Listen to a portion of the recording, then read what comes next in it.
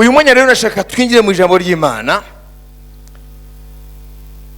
Uraza kumva intego y'ijambo ry'Imana uyu munsi, ariko icyo nakubwira cyo, nashaka uyu munsi ubanze ukure mu mutwe wawe ko waje gusenga nk'umuhango n'umugenzo, kuko uyu munsi Yesu arashaka kuvana abantu benshi aho Satani yabafungiye. Kuko abantu benshi Satani afite aho yabafungiye, akabambura umudendezo,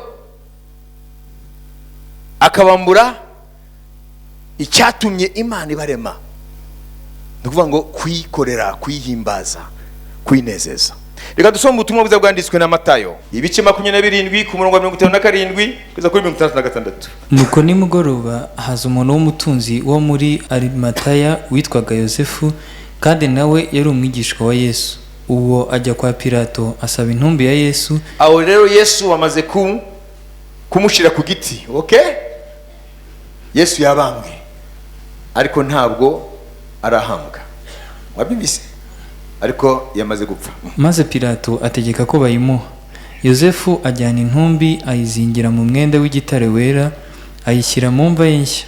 Iyo yakorogoshoye mu rutare, abirindurira igitare ku munwa w'imva, aragenda. Mariya Magadalena na Mariya wundi bari bahari bicaye berekeye imva. Nuko bukeye bwaho ari wo munsi wakurikiraga uwo kwitegura, abatambyi bakuru n'abafarisayo bateranira kwa Pilato.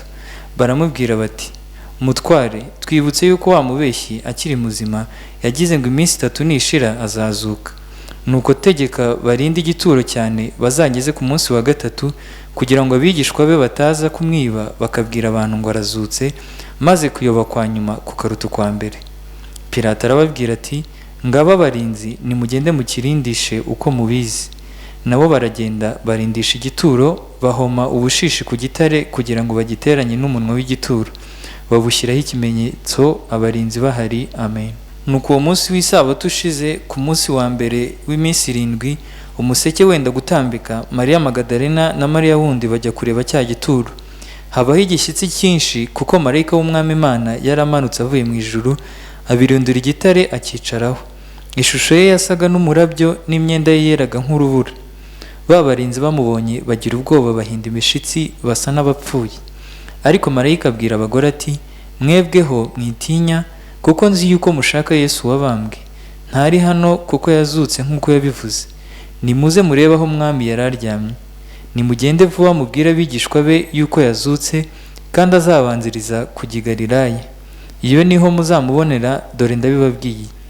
Bava mu gituro vuba bafite ubwoba n'ibinezaneza byinshi, birukanka bajya kubibwira abigishwa be.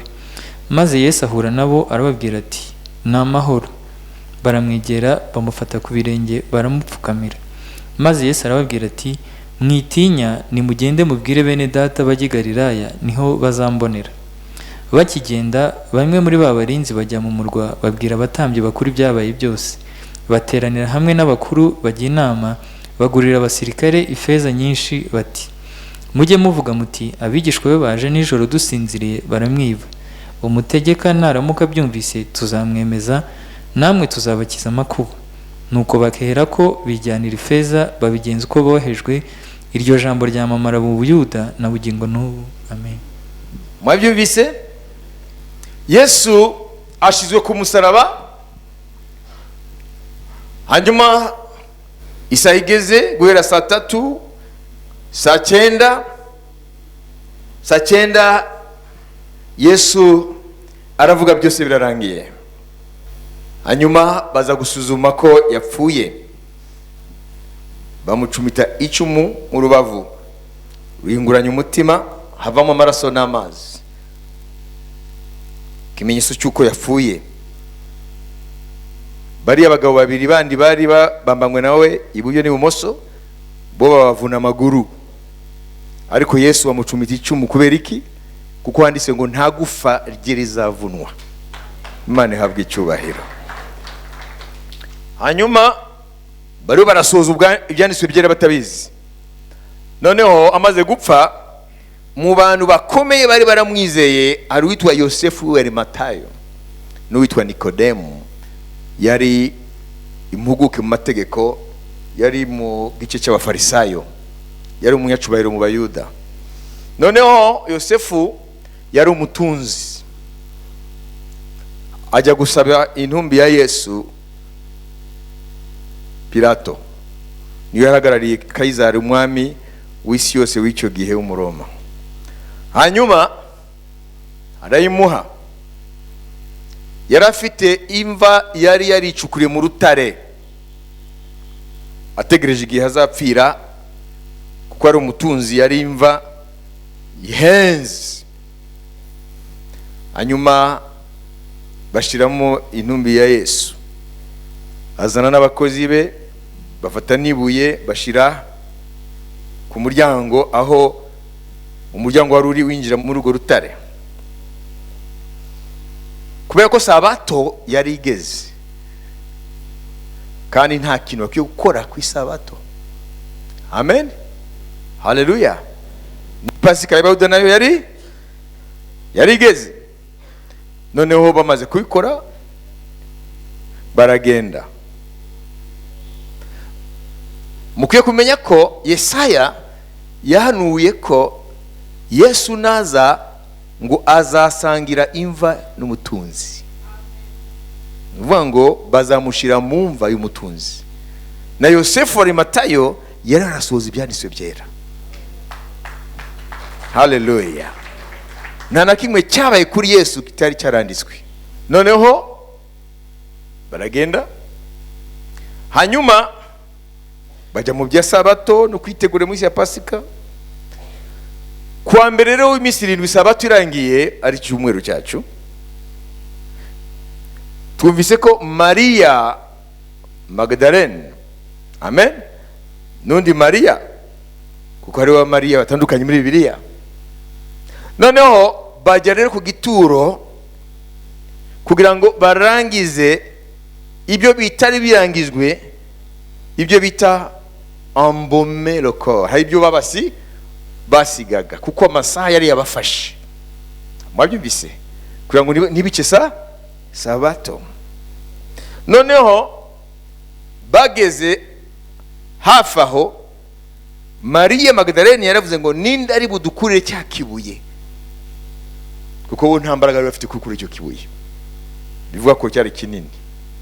Ariko hagati aho Pilato amaze gutanga umurambo, Yosefu ari Matayo na Nikodemu nawe bari kumwe, bamaze rero kubika umurambo wa Yesu muri yomva y'umutunzi Yosefu ari Matayo.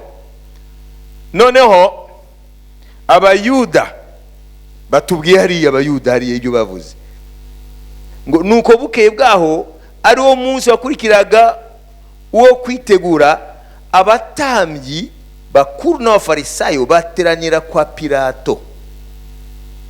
Ambiriza, baramubwira bati, mutware, twibutse yuko wa mubeshyi, umwami wacu ngo numubeshyi, ingeso ya Satani ayishize kuri Yesu. Mubeshyi ninde? Uherembe na mbere Satani n'umubeshyi ntigeze ahagarara mu kuri, ni se w'ibinyoma byose. Mutware, twibutse yuko wa mubeshyi akiri muzima yagize ngo iminsi 3 nishira azazuka.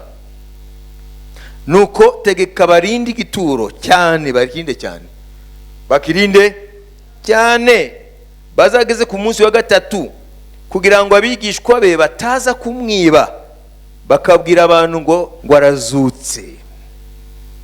Kubera iki Satani afite cyane ikibazo cyo kuzuka? Ntafite ikibazo cyo kwica Yesu, afite ikibazo kubera iki? Maze kuyoba kwa nyuma kukaruta ukwa mbere. Satani wayobya abantu, ntabwo ari Yesu.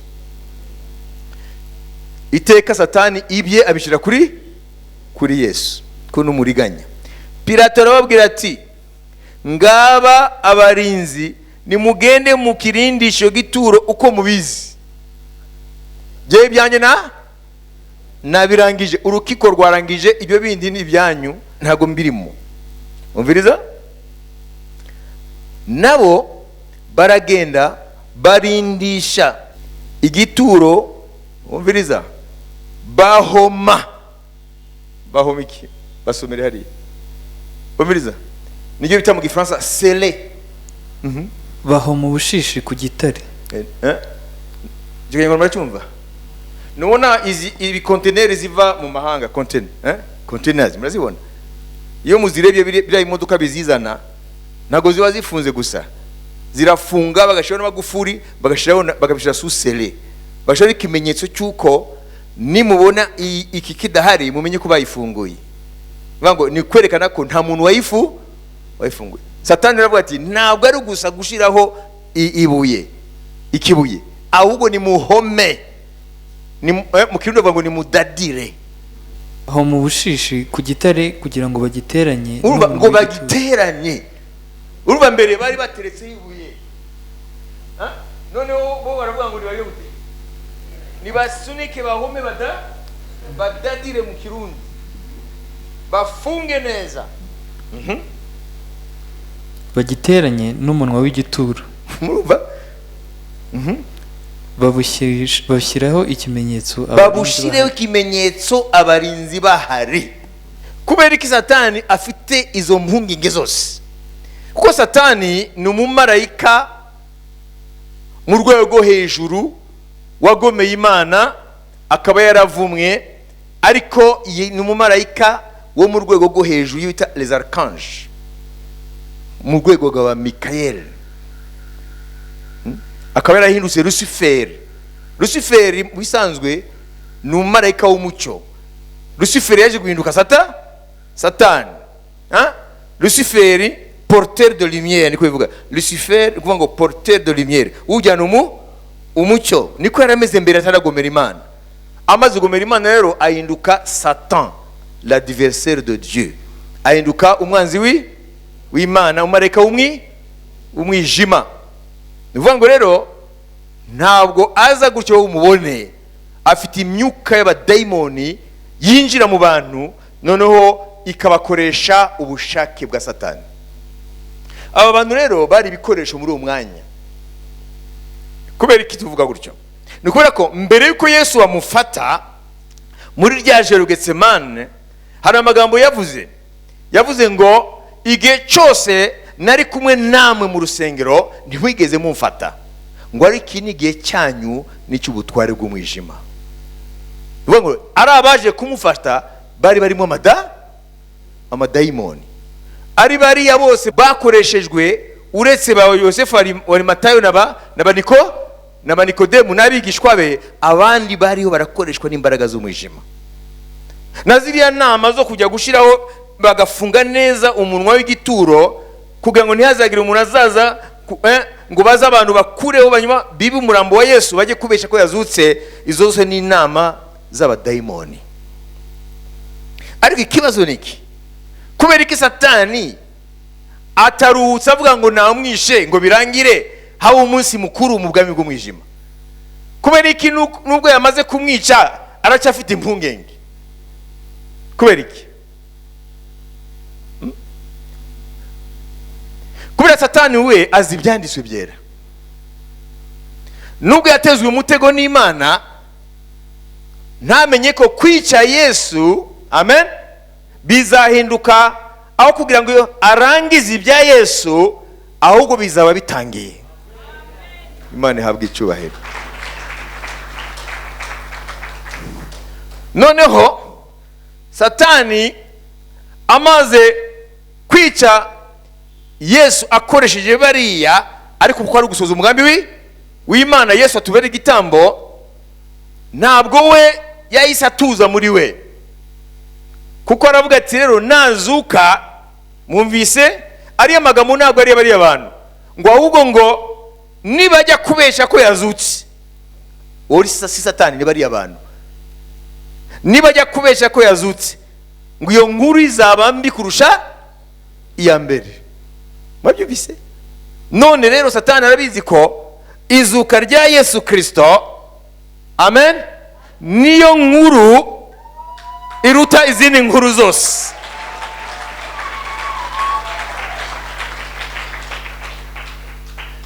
Paulo aravuga, mbere ko tujya kureba uko byagenze, Paulo aravuga ngo nimba Kristo atazutse, ngo kwizera kwanyu ntacyo kumaze.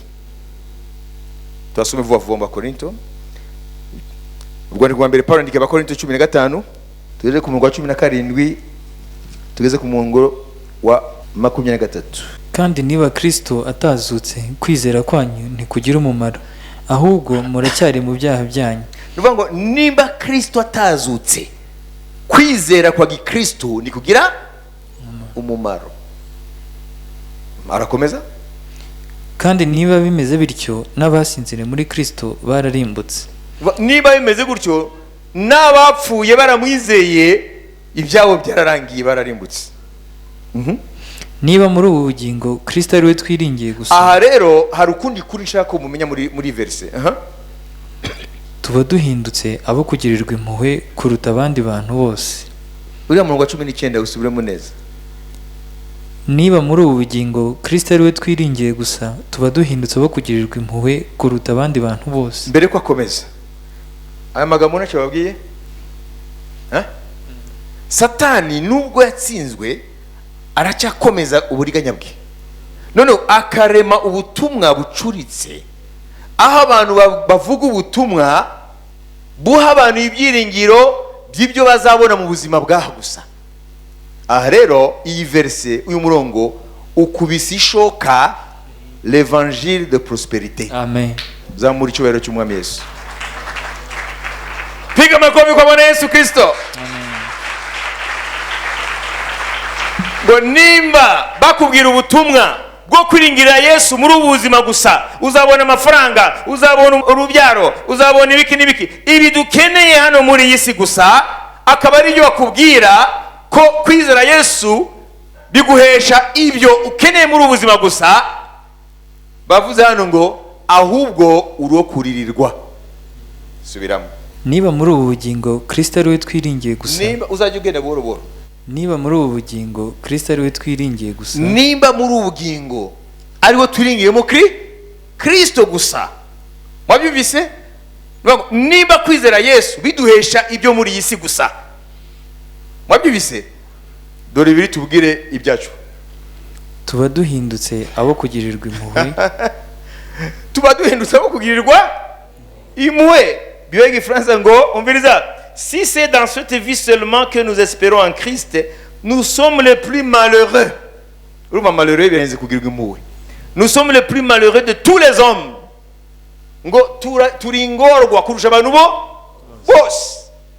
Kandi ubwo butumwa nibwo Satani ashize ku isi ya none. Nago mubizi se? Ni mubizi? Izere Yesu araguha ibi. Izere Yesu araguha akazi keza. Izere Yesu, nuvuga ngo ibya Yesu bimeze nk'iby'ubupfumu. Ntabwo Yesu yapfiriye ibi tubona n'amaso yacu ngo tubibone, kuko n'abatamwizera barabifite byinshi. Si ngombwa yuko wizera Yesu ngo utunge iby'isi. Muvuge muti amen. Amen. Si ngombwa ko uza kwa Yesu ngo utunge iby'isi. No, ntabwo ari ngombwa. Kora business, curuza, kora ibyo ukora byose, iby'isi urabibona. Hard work, siko batwigisha. Hard work. Work hardly, you will achieve your goals. Sio philosophy. Work hardly, and you achieve your aims, your goals. Nukeneye kuza kwa Yesu ngubona inzu, genda muri banki baguha inguzanyo uragura inzu. Nukeneye kuza kwa Yesu ngubona umutware cyangwa umufasha, we genda gusa umenye uko babigenza. Nukeneye kujya kwa Yesu ngutunga amafaranga, genda uyashaka uko abandi bayashaka. Ibi byo mwisi ntabwo bibona ari ukuje kwa Yesu, kuko utagiye kwa Yesu wabibona. Nuvuga ngo ntabwo rero iriya evangile ya prosperité, evangile y'ubutunzi, ubutumwa bwo gutunga, ntabwo ari yo. Ni ibinyoma bya Satani. Mwabyumvise? Mwabyumvise? ntabwo ari Yesu yapfiriye. Ngo nimba muri ubu bugingo ariho twiringira Yesu gusa, muri ubu bugingo buturimo, ngo turingorwa. Yesu yaje kuducungura. Haleluya. Icyambere kubera yuko turi mu rupfu, bose bakoze ibyaha ntibashikira ubwiza bw'Imana. Twari dupfuye, twishwe n'ibyaha byacu, ibyo twagenderagamo kera tutarakizwa nk'uko by'isi bigenda.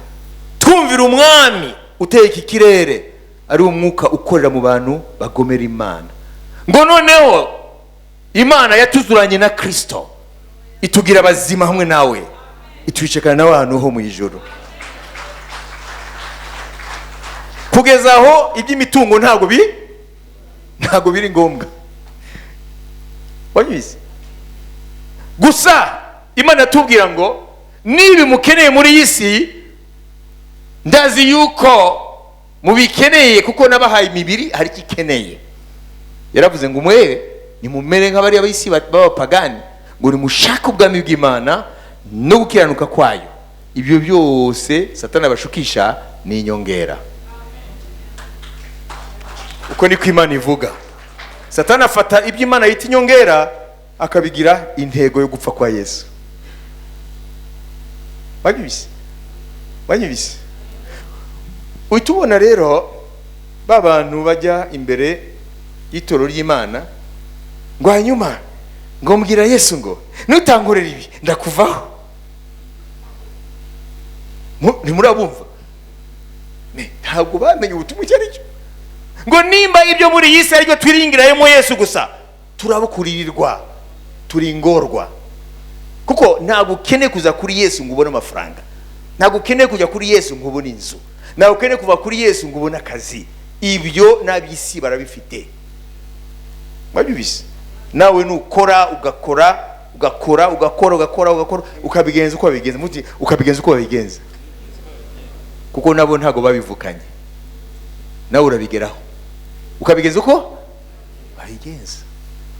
Si ngombwa kuza kwa Yesu, kuko ibyo Imana irabiduha inyongera. Nashaka kubaza ikibazo. Iyo abantu bagiye kugura, nibaza muri misi baracongeza. None se wowe ushobora kujya kongeza utaguze? Bongereza he? Kubyo waguze. Sibyo? Le principal ni ukugura, le secondaire ni ukongezwa. None akiri cyatumiye Yesu apfa akazuka, hanyuma ibindi urongezwa. Reka kujya kongezwa utaguze. Ubwira mwiza reka gucurika ibintu. Genda hariya mu isoko ubwira bari mama bafite ibintu byabo hariya, ubabwire inyongeza. Ati wowe uri muzima cyangwa banzugure hanyuma nkongeze. Woraza kwa Yesu ngo ndashaka inzu, ndashaka umufasha mwiza, ndashaka umutware mwiza, ndashaka akazi keza, ndashaka amasambu, ndashaka ibi nibi. Mama aravuga ati you are crazy? Urarwaye wowe. Wowe urongeza utaguze. Banzo akiri cyatumye mpfa nkazuka. Ibyo byo kongeza byo biza nyuma. Imana ihabwe icyubahiro. Hallelujah. Amen. Satani rero impungengeze nabo kwari ugupfa kwa Yesu gusa, ahubwo ibiri bukurikire. Imana ihabwe icyubahiro. Na niyo mpamvu Paulo avuga ngo nimba Yesu atazutse, kwizera kwacu ni impfabusa. Vuga ngo umukristo atizera izuka rya Yesu, kwizera kwe ni idini gusa, ntacyo kuvuze. Kwizera kwacu gushingiye ku izuka rya Yesu. Imana ihabwe icyubahiro, kuko nta numwe yigeze azuka atari Yesu Kristo. Amen. Hallelujah. Murazi impamvu hamwe n'ibindi bisobanuro byose by'izuka rya Yesu, hari igisobanuro gikomeye Bibiliya itanga. Amen. Meaning, ibisobanuro by'izuka rya Yesu bitangwa n'Imana mu Baroma igice cya 4. Soma. kandi werekanywe n'ubushobozi ko ari umwana w'Imana mu buryo bw'Umwuka Wera, bigahanwa no kuzuka kwe, niwe Yesu Kristo umwami wacu. Amen. Amen. Et déclaré fils de Dieu avec puissance, selon l'esprit de sainteté, par sa résurrection d'entre les morts, Jésus-Christ notre Seigneur. Paulo, imbata ya Yesu Kristo, wahamagariwe kuba intumwa kandi watoranirijwe ubutumwa bwiza bw'Imana, ubwo yasezeranije kera mu kanwa k'abahanuzi bayo mu byanditswe byera, buvuga iby'umwana wayo wavutse mu rubyaro rwa Dawidi ku mubiri, kandi werekanywe n'ubushobozi ko ari umwana w'Imana mu buryo bw'Umwuka Wera, bigahamwa no kuzuka kwe, niwe Yesu Kristo umwami wacu. Amen. Yesu agumugisha Odilo. Amen. Imana ishimwe cyane. Nuvuga ngo rero izuka rya Yesu niryo gihamya cya identite ye. Izuka rya Yesu niyo stamp yico yavuze ko ari cyo. Iyo Yesu atazuka, ibyo yari kuba yivuzeho byose cyangwa ibyanditswe byavuze byari kuba ubusa. Izuka rya Yesu ngo niryo declaration Imana ikadeklara uyu ni umwana wanjye. Amen. Ngo yazuwe n'umwuka w'ukwera, l'esprit de sainteté. Iyo aba ari umunyabyaha, kuzimu yari kumufata nk'uko yafashe n'abandi. Kubera ko Abrahamu atazutse, kuko yari umuntu wa kamere nkatwe twese. Haleluya. Kubera ko Elisha atazutse, haleluya, nuko ari umuntu w'inyama n'amaraso nkatwe twese, afite muri we amajene ya Adamu na Eva. Amen.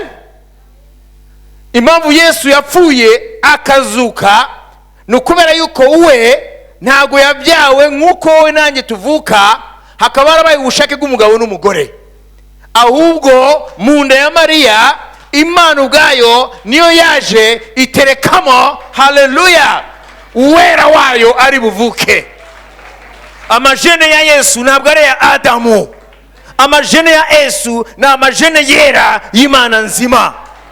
Patrimoine génétique ya Yesu Kristo, ADN ya Yesu Kristo muri wa mubiri we ntabwo ari ADN ya Adamu na Eva, ahubwo ADN ya Yesu ni ADN iri special, DNA iri special, kuko ntabwo habaye guhura k'umugabo n'umugore. Ntabwo Yosefu yahuye na Mariya ngo Yesu avuke. Mariya yarakiri umwari, Umwuka Wera amutwikiriza igitutu cye, atwara inda y'Umwuka Wera, na niyo mpamvu urupfu rwe rwaragaragaje ko atari mwene Adamu, ni umwana w'Imana nzima.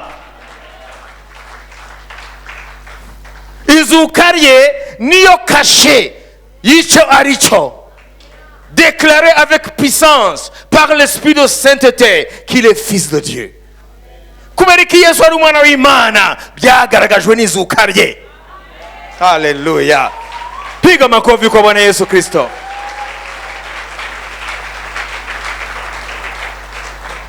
Uyu murongo wa 4 Abaroma igice cya mbere ubifate. Iriya niyo kashe, niyo témoignage, niyo testimony y'Imana nzima y'ukuriya wazutse ari icyo yavuze ko ari. Imana ihabwe icyubahiro. Imana ihabwe icyubahiro. Haleluya. Haleluya.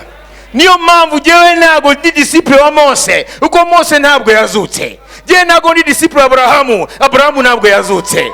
Je ntago ndi disciple wa Bahawula ntabwo yazutse. Je ntago ndi disciple wa Elisha ntabwo yazutse.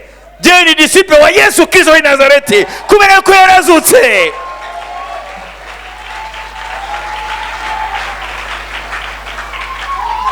Je ntago ndi disciple wa Karl Marx kuko ntabwo yazutse.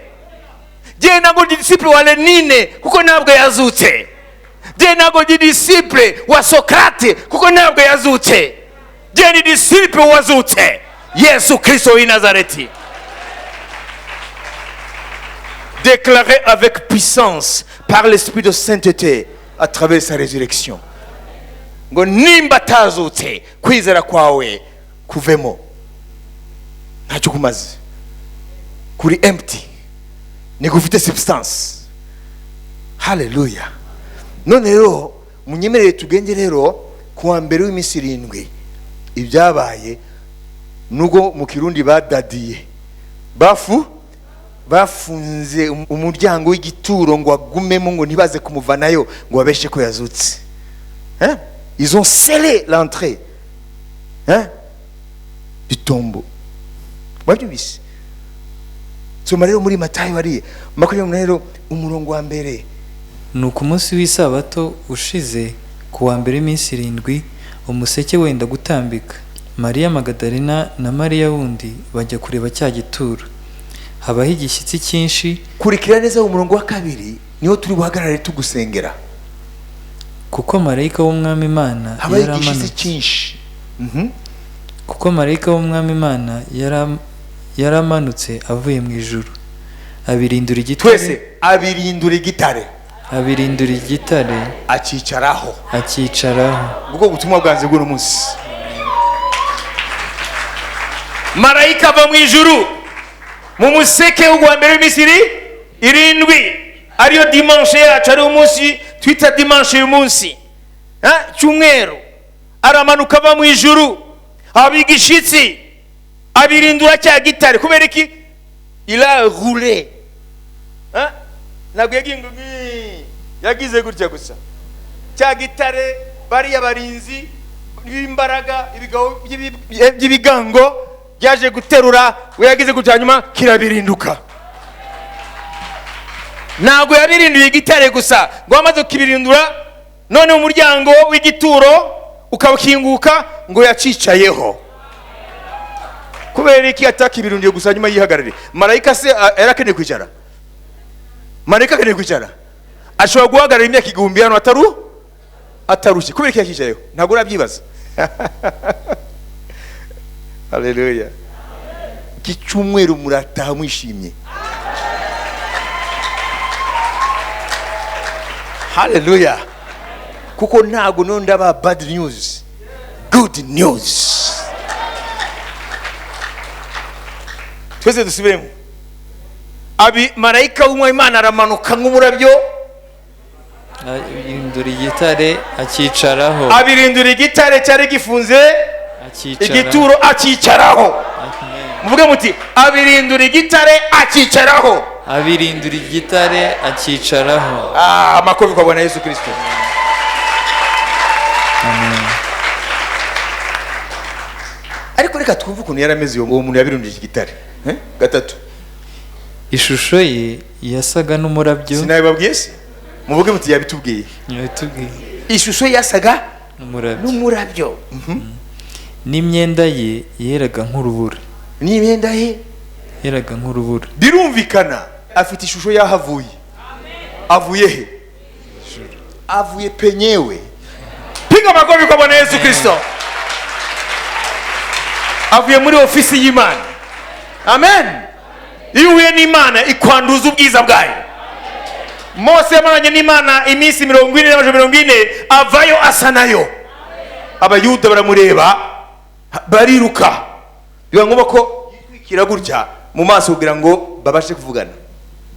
Ntushobora guhura n'Imana face to face ngo ugende udasa n'umurabyo. Niyo mpamvu igihe umukaraza tuzamura tujya dusa n'imirabyo.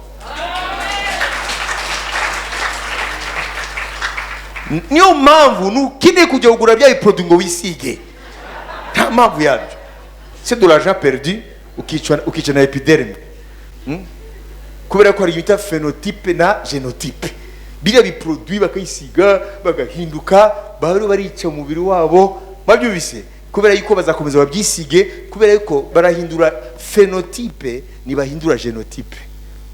Genotype ngo ibyanditse mu majene ko umubiri wawe uzawumeze gutya ntago bihindura. Uhindura hano anyuma wabireka kakamero kamereka kakagaruka. Niyo mpamvu iyo agiye kubopera muri theater muri salle d'opera nko mubyita birabagora kuko epiderme yaratakaje imbaraga zayo. Mwabyumvise? Rero twebwe ukuntu tuzahindurwa ntabwo ari za phenotype mukazahindura genotype. Hallelujah. uyu munsi rero Imana ishaka kukuba ikintu gikomeye. Amen. Ariko ntabwo turangiza kumva uriya mugabo avuye mu ijuru n'imyenda ye yeraga nk'urubura. Babarinzi bamubonye, abantu bize makarate yose abaho, abantu bize amajido, abantu batoranijwe bize les arts martiaux, none umuntu umwe gusa avuye mu ijuru. Haleluya. Ntigeze ngwana nabo, guseruka kwe gusa ngo abagabo bigira gute? bahinda imishitsi, hanyuma bigenda gute? basa n'abapfuye.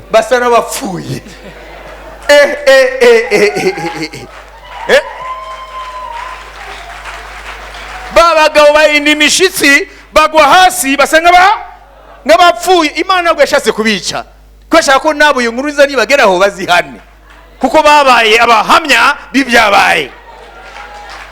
Uko Imana ngo nishaka wagira n'umurimbuka, shaka ko abantu bose bamenye ukuri bagakizwa, none bamera nk'abapfuye. Imana yashatse ko bapfa, iyo bishaka bari gupfa, bamera nk'abapfuye. Komeza gato. Ariko marayika abwira abagore ati, mwebweho mwitinya. Abo bagabo n'abari abagore bishwa ba Yesu hari ikintu kibatandukanya. Mwabibise ngo ariko mwebwe nimutinye. Namwe abize Yesu muri hano, Imana ntabwo babwira kwibwira abo hanze, ngo mweho ntimutinye. Amen. Hari inkuru nziza muri iki gitondo. Haleluya. Kuko nzi yuko mushaka Yesu wabambwe. Nzi yuko mushaka Yesu wabambwe. Ntari hano kuko yazutse nk'uko yavuze. Ntari hano kuko yazutse nk'uko yavuze. Nimuze murebe aho umwami yararyamye. Nimwinjire kuko igikibuye amaze kukibirindura, ngo nimwinjire rero murebe aho yararyamye. Nimugende vuba mubwire abigishwa be yuko yazutse. Kandi azababanziriza kujya i Galilaya. Iyo niho muzamubonera, dore ndabibabwiye. Amen. Ariko umurongo w'umunani niho nshaka ko turangiriza mbere ko dusenga. Bava mu gituro vuba bafite ubwoba n'ibinezaneza byinshi. Birukanka bajya kubibwira abigishwa be. Amen. Haleluya. Bari mu nzira bagenda, ako kanya uriya wari mu gituro ahura nabo. Amen. Maze Yesu ahura nabo arababwira ati, ni amahoro. Shalom. Amen.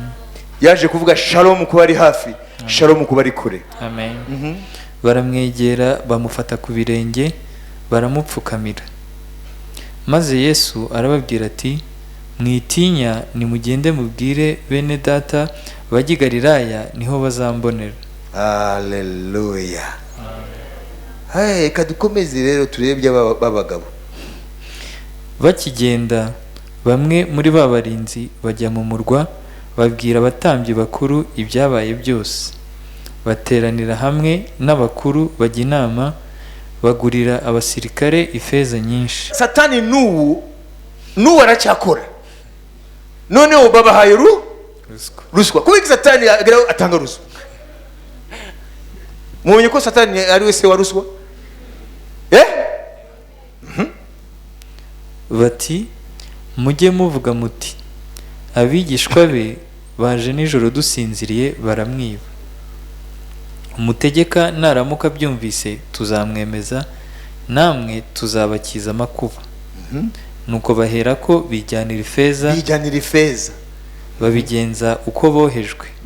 Iryo jambo ryamamara mu Bayuda na bugingo n'ubu. Amen. Ariko ntago ryafashe, kubera ko turi hano.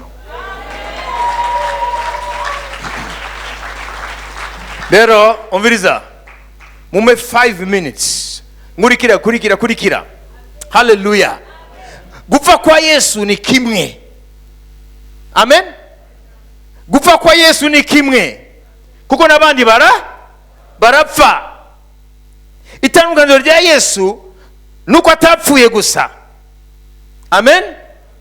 Amaze mu gituro minsi 3, twumvise yuko Satani yakoresheje abakuru b'idini y'Abayuda ndetse n'ubutware bwa Roma. Amen.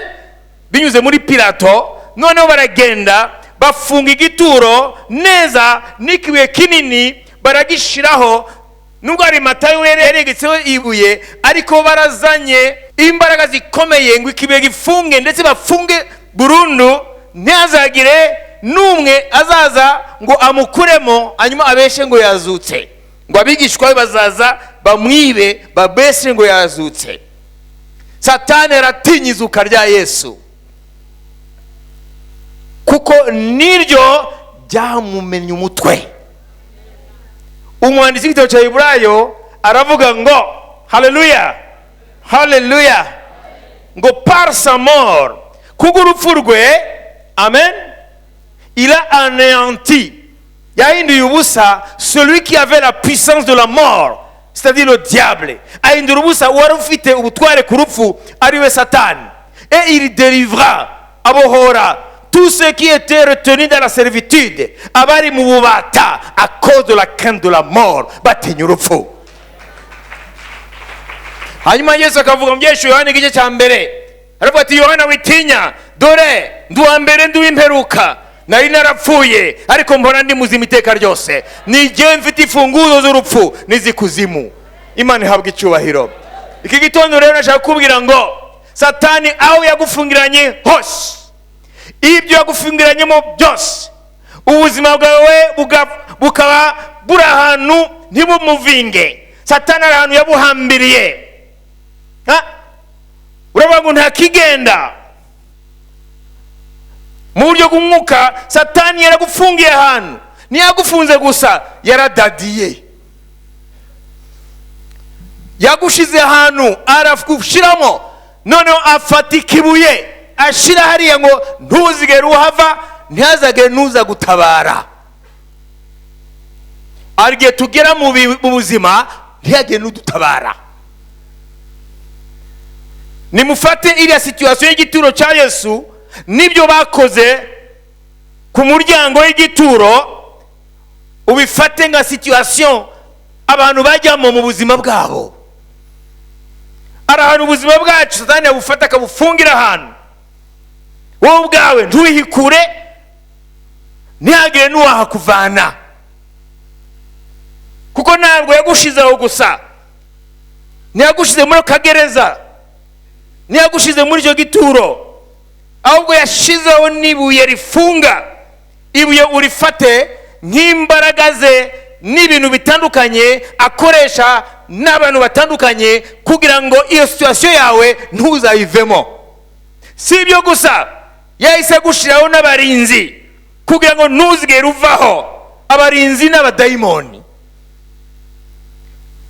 Hari situation yagufungiyemo, hari ibintu yakoresheje kugira ngo wigumemo ntuzayisohokemo, yagushiriyeho n'abarinzi be, abadayimoni bacunga ngo ntuzigere uva muri situation.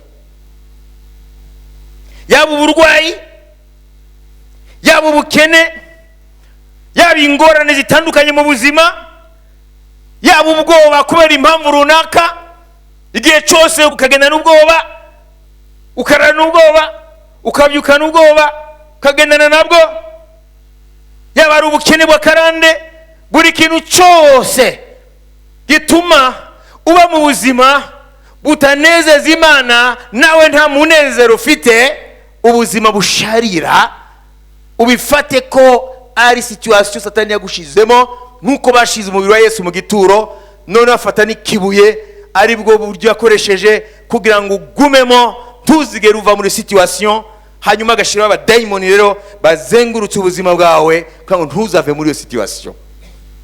Yaba ari icyaha runaka urwana nacyo imyaka n'imyaka, ntigikure kure, ugifate nk'iyo gereza cyangwa icyo gituro cyangwa icyo gitare, reka tubite igitare Satani yagufungiyemo, agashiraho ikibuye cye, ari byo bintu bitandukanye n'abantu batandukanye kugira ngo ukomeze ugume muri situation. Ashyiraho abadayimoni ati rero muramenye mwangabo zanjye z'umwijima, akazava muri ya situation, akazatabarwa, muzambona. Uwo ni Satani. Ariko inkuru nziza kuri uyu munsi, haleluya, haleluya, nuko Imana iri bumanuke mu mbaraga zayo, uko marayika yamanutse ava mu ijuru. Imana iraza kubirindura igitare gifunze gereza yawe, ntabwo kibirindura gusa, ahubwo marayika aracicaraho, bivuga ngo ntabwo bizongera kuba ukundi yuko uzongera gusubira muri situation. Ndayikuvanye mu burundu, ndabirinduye ikibuye, ndabirinduye ikibuye, ndabirinduye ikibuye. Kandi si byo gusa, ndacicayeho, bivuga ngo mwebwe abagishizeho nimupime muze gifata, ntimuzongera gikura hano. Hari azakomeza afunguye, namuvanyeyo, namuvanyeyo. Imana ije kuvana mu rugo burwayi budakira, Imana ije kuvana mu rugo bukene butava mu nzira, Imana ikiye kuvana muri situation iguteye ubwoba. Kandi si ibyo gusa, Imana ije kubita hasi abo badayimoni bagose ubuzima bwawe kugira ngo ntibuzahinduke. Inkuru nziza nuko ibyabaye ku gituro cya Yesu ni realite yacu uyu munsi. Imana iraje kukubohora muvandimwe. Ubuzima bwa benshi bwabaye stuck uyu munsi burafunguka. Imana iraje kubavana muri ibyo bitare. Uyu munsi ni umunsi wo kubohoka. Uyu ni umunsi wa change. Bene data, Imana birababaza iyo turi itorero rye, turi abana be, turi abakristo be, tukaba mu buzima aho dusa naho dufunze. Indwara buri munsi, ubukene butava mu nzira, ibibazo bitava mu nzira, ubwoba bw'ibi. Uyu munsi Imana irakubwira ngo ibyo nakoze ku gituro cya Yesu Kristo nibyo ndi bukore ku buzima bwawe.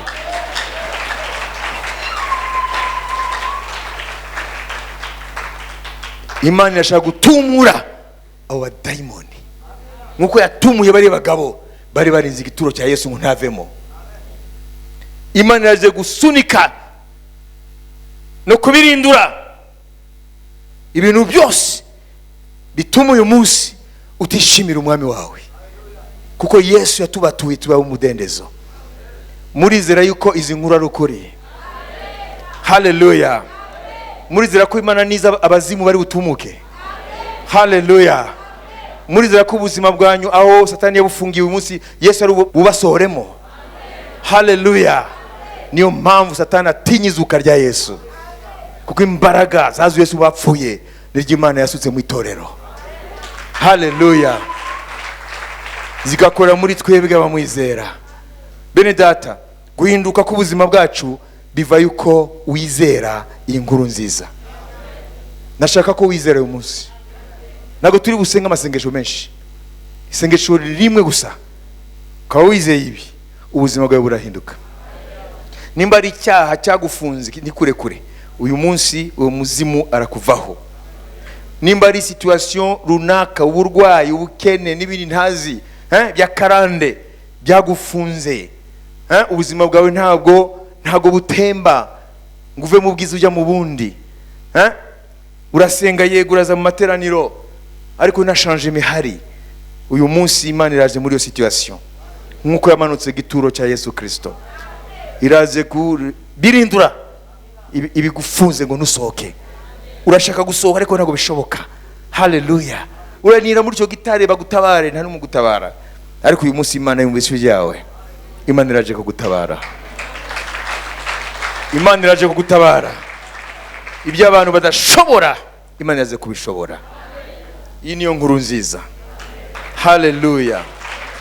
Izuka rya Yesu Kristo, ingaruka yaryo niyo nuko natwe aho Satani yadufungiye tutegezwa kuvayo. Twamara kuvayo tutatumera nk'aba badamu, turagendana ibinezane neza. Haleluya. Ibineza neza tukamamaza inkuru zuwazutse. Haleluya. Kubera ko abakristo benshi ntatemonyaje dufite, kubera ko twizana gusenga twenyine nta bandi tuzana, kubera ko tuzakuzenga twenyine umwaka ukarangira nta numwe nta munyago n'umwe urazana kuri Yesu. Ni kubera yuko nta gufite muri wowe inkuru nziza.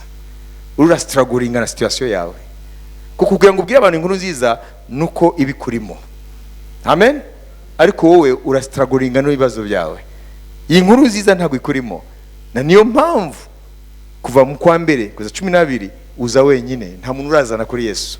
Kandi iyi ni inkuru nziza Satani atinya ko yamamazwa kugezaho atanga ruswa ngo ntivugwe.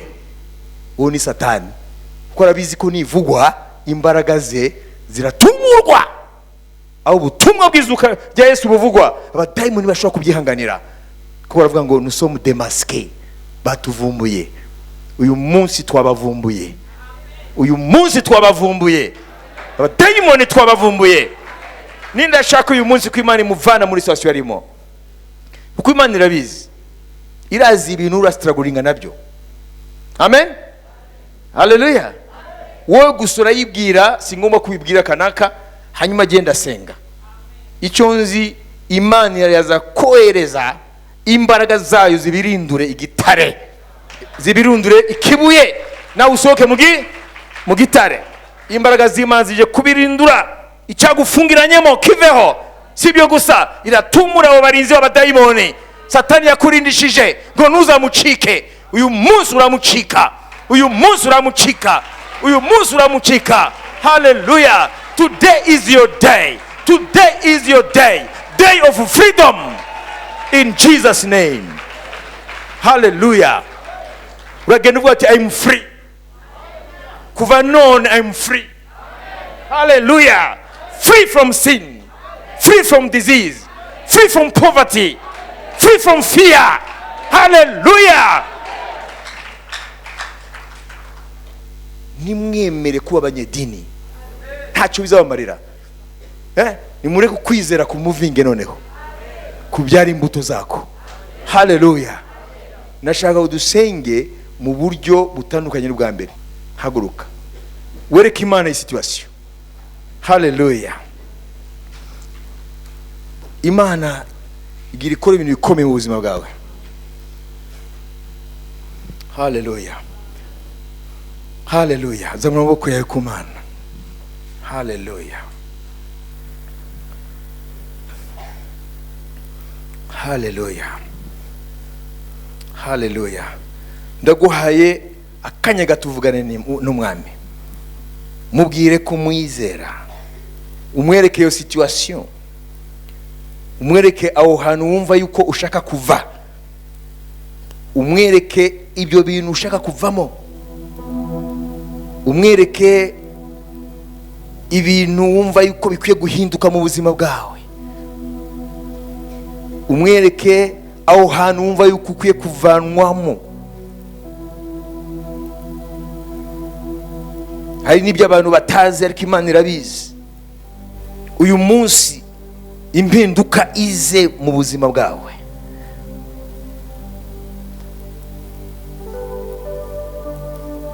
Changement ize mu buzima bwawe.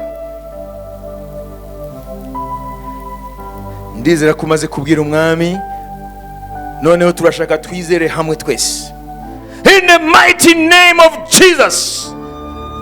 Oh Lord, this is your work. This is your work, Lord. Release your power. Release your Holy Spirit. Release your anointing. Deliver your people. In the name of Jesus. Receive your deliverance. Receive your freedom. Receive your answer. Receive your liberty. In the name of Jesus. I rebuke every darkness power. I rebuke every evil spirit. Je condamne toutes les œuvres de ténèbres maintenant. Et je libère au nom de Jésus la puissance de Dieu qui a ressuscité notre mort pour ta liberté, pour ta délivrance. Uyu mwanya imbaraga z'Imana ziraze muri iyo situation urimo. Bohoka muri kano kanya. Bohoka muri iyo gereza. Bohoka muri iyo situation. Abadayimoni, abazimu bagose ubuzima bwawe, ndaje mu izina risumba n'amazina yose, mu izina rya Yesu w'i Nazareti. Mwabadayimoni mwe mufunze ubuzima bwe, nimutumuke mu izina rya Yesu. Bohoka mwene data, bohoka muri iyo situation. Ibyo byose byakozwe mu muryango wawe bikagira inkurikizi kuri uyu munsi, ndazanya amaraso ya Yesu Kristo ndahanaguye ayo mateka mabi yose mu isi y'umwuka mu izina rya Yesu. Uhereye none Satani ndakubujije kugira uruhare mu buzima bw'uwo mwana w'Imana. Imbaraga zawe zose zikuweho ku buzima bwe. Uyu munsi ni umunsi wo kubohoka kwe. Uyu ni umunsi Imana itangarije kubohoka kw'imbohe. Uyu ni umunsi Imana itangarije kubohoka kw'imbohe. Uyu ni umunsi Imana itangarije kurekurwa kw'abarindwa, abarinzi b'abadayimoni batumutse, abarinzi b'abadayimoni batumutse, abarinzi b'abadayimoni Imana batumuye. Sohoka rero, sohoka muri iyo situation, sohoka muri iyo situation, sohoka muri iyo situation. Ndashaka kurangiza wowe n'amagambo yavuga ati mwami urakoze kunsohora muri situation. Uyu munsi ushize iherezo kuri iyo situation Satani yamfungiyemo. Mvuye hano nidegembya, singira imbohe, singira imbohe ya Satani, ya Satani n'amateka mabi yaba ayaturuka ku miryango, yaba ibintu bakoze bibi. Uyu munsi singira imbohe yabyo, singira imbohe yabyo. Uyu munsi nakiri umudendezo. Indwara za karande zatumutse, nakiri ubuzima buzira umuze. Ibyo abaganga bananiwe, Yesu wabikoze, Yesu wabikoze, Yesu wabikoze. Ibyambuzaga gutera imbere, ibyambuzaga gutera imbere mu mirimo yanjye, ibyambuzaga kubona icyo nkora, uyu munsi ubishizeho iherezo. Uyu munsi ntago nkirizwe n'abadayimoni. Uyu munsi ntago nkiri mu gitare, nasohotse ndi umudendezo mu mwuka no mu buryo bw'umubiri. Mvuye hano kwamamaza inkuru nziza yuko wazutse. Utabare n'abandi. Ndagukuriye ubwatsi, ngukomera amashyi menshi.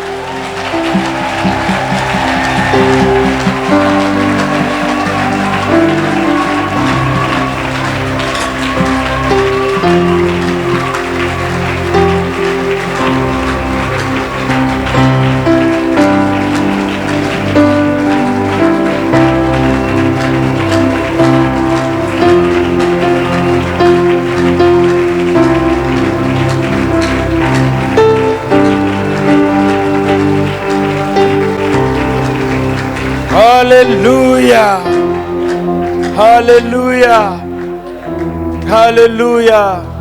Keep your freedom. Gardez votre délivrance. Change is coming. Impinduka muratangira kuzibona. Hallelujah, hallelujah. Turashoje ariko ntugende wibagirwe iby'Imana yakoze mu bugingo bwawe. N'umuntu yaba physically nacyo yumvise nibaze ko Imana itagikoze. Hallelujah. Byose ni mu kwizera.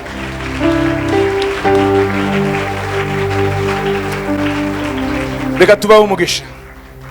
Hallelujah. Ni bande babonye Imana ikora? Hallelujah, hallelujah, hallelujah. Uhereye none kwizera kwawe gushingire ku mbaraga zizu. Nta kwizera izuka rya Yesu batubwiye ukwizera kwacu kuba imfa busa. Izi mbaraga mubonye zikorano ni imbaraga zizuka rya Yesu. Hallelujah.